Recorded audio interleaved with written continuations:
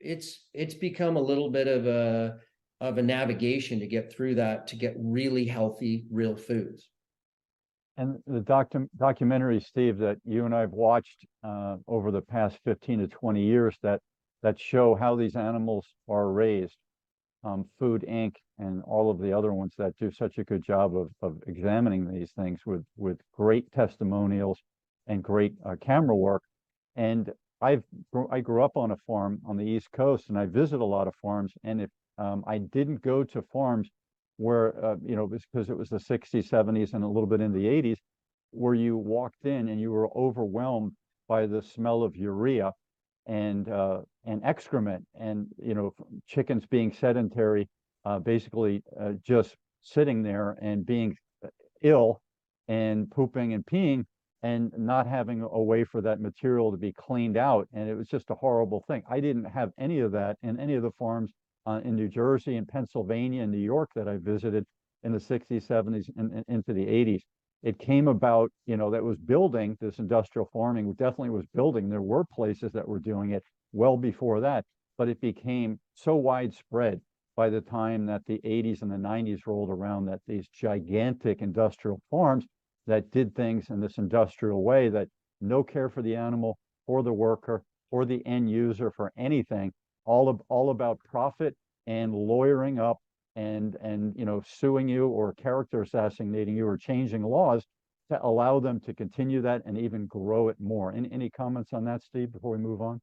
Oh yeah, it's become horrible, and it's the mechanization of factory farming, and it's just gotten so bad, and it's an Auschwitz for those animals, and it is very unhealthy for both the people that work there as well as the people that eat their products. And it is a real shame. We have the ability to create it so that the animals have a decent life, and where the workers are paid well and live a good life, and that the products are much healthier than they are today. But there's not a lot of political will to do that, unfortunately. But it would be a huge boon for everybody involved. It would cost more, but it wouldn't cost substantially. We had a recent a vote here for a bill that was going to make it so that a pig could have 6 square feet of room.